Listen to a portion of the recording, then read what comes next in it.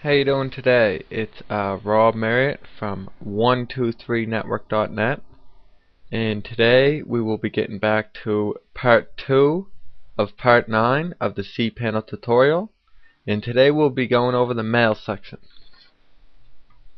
Okay, so if you're new to cPanel, you might want to go over part 1 of part 9 of the cPanel tutorial, going over the preferences.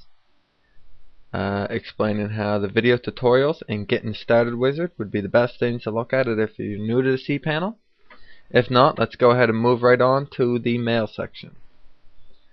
Okay, so first you see here we have email accounts. If you click into your email accounts, what this is for, you'll see you're able to create emails, set quotas, access your webmail. If you see here, you can simply input an email address, anything at 123network.net. If you have subdomains, you would be able to click down, pick one of your subdomains, and create an email at one of your subdomains. Once you have finished putting in a password, you set the quota here. You can either set it by megabytes or unlimited quota, and hit create account. Once your account's created, it will show down here in your accounts, and as you can see, it'll show the quota here. As you can see, I have here 200 megabytes set, Robert at 123network.net. Also here you can change the passwords if you didn't put in the password you would like, or you forgot your password, as well as change the quota. And over here you'll see more. If you click more, you could access your webmail, which will take you to your webmail, or you can configure your email client. And just down the bottom there, you'll see this will be your default email address. This here will be the default email address that comes with your domain. So pretty much it will be anything sent to your domain will be sent to this here address if it's not specified to be sent to another address. And that's pretty much it with the email accounts. Now if you want to go ahead and click the webmail, in webmail you'll see it allows you to go ahead and log on to webmail, and when you log on it'll give you a round cube, squirrel mail, horde, maybe a few others, maybe a few less. I'm not sure exactly what every company comes with, but it allows you to enable auto load, which means when you click your webmail button that you click to get into this, you could have it automatically load you right into your mailing account by clicking enable auto load and setting the settings, the seconds. Click OK and you'll be right in. Pretty easy. That's how the webmail aspect of it works. Let me return to cPanel here. Next we'll be going on to the Spam Assassin. Pretty much what the Spam Assassin does, it checks by scanning over the email's header and body to see if everything in the body or the header would be considered an actual email, or would it be considered spam. I have it disabled as I'm currently not getting those spam emails. If you start getting them, you can enable it, and you can set it off of the score here. The higher the number, the more conservative the setting, it's saying. So the higher the number, obviously the more strict it's going to be. The lower, the less strict it's going to be. Next we have forwarders. This would be to forward your email to another email, or to forward all your emails in a domain to another domain. Now as you can see here, email account forwarders, this would be to forward an email. If you clicked add forward, it would ask you to forward an email address to another email address. This would be forwarding one of your email addresses off of your domain or off of your subdomain over into another email address, as it could be a hotmail.com or more. Now if you wanted to forward a domain, it would be directly underneath of that.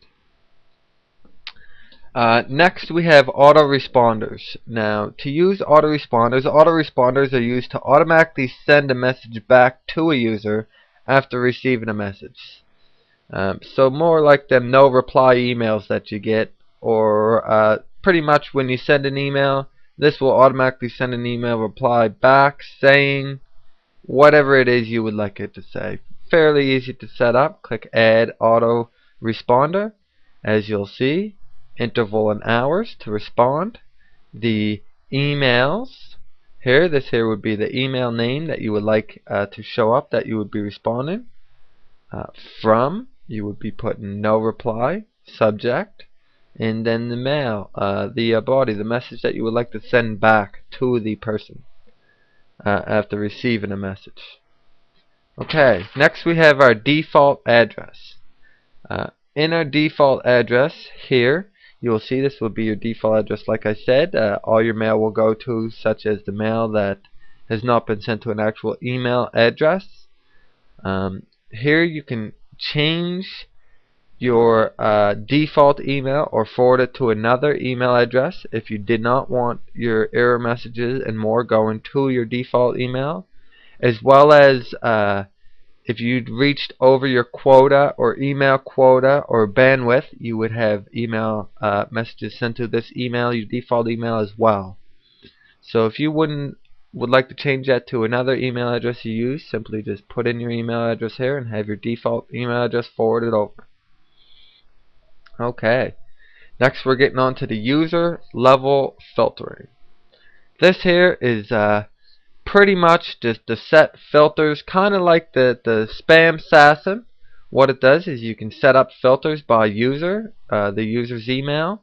Each email you create off of your domain or subdomain, you're able to create a filter for it. And if you go in here, I'll briefly explain it.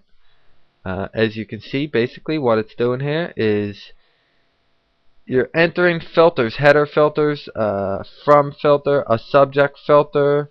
This here would be the body, a filter to make sure there's a message in the body. Basically, you can create new filters. This would be the filter name, the rules, actions, what actions to take if you notice spam in your message, so on and so forth.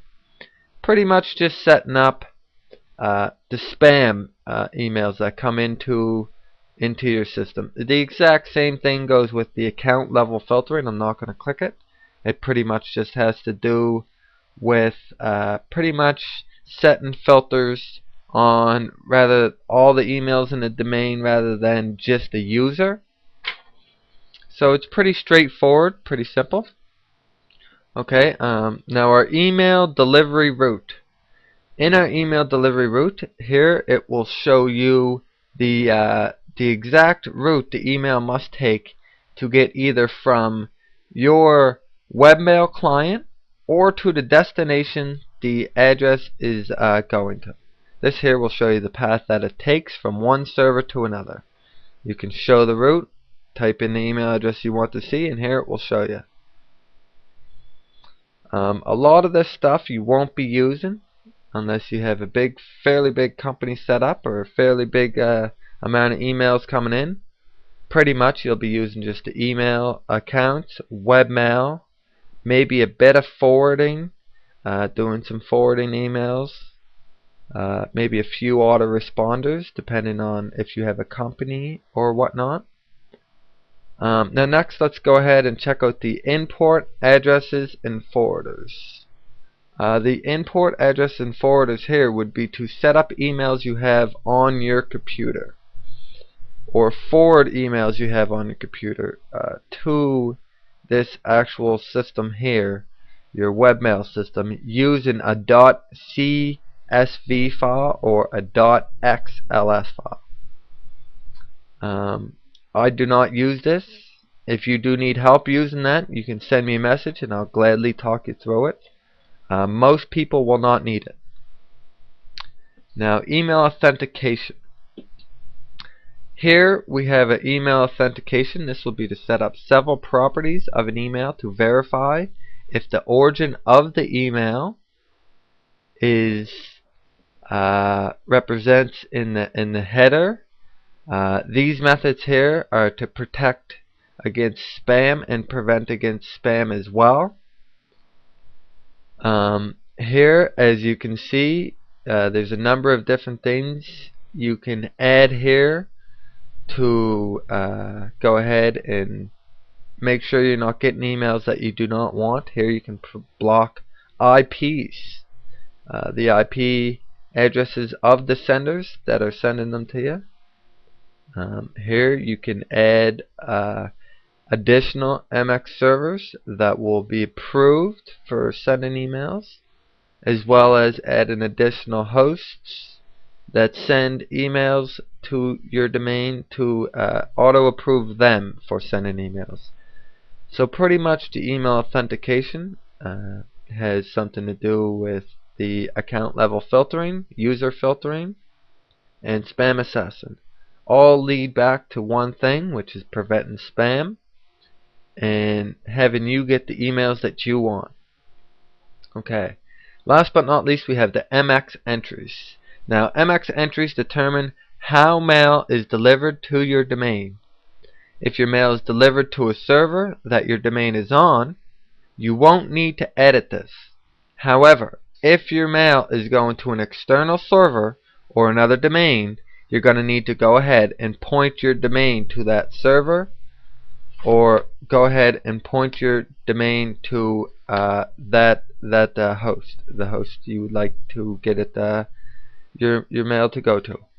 Now, MX entries here, when pointing, say I get all my emails sent here, so I don't use any other servers or any other hosts. So like you can see, as you click here, configure the server to always accept mail. Mail would be delivered locally on the server when it's sent from a server outside the server. I don't need to change nothing. If you did have your mail located on another server and you would like to point it towards that server, please remember you cannot point your this to another server using a IP address. You have to use your actual domain name, meaning if my domain name is 123network.net, I have to use 123network.net, not the IP for the domain. Okay? So that would be all for our mail section. And any questions, please feel free to contact me at 123network.net. That will be all for part 2 of 9 of the cPanel tutorial in the mail section. Thank you very much and have a good day.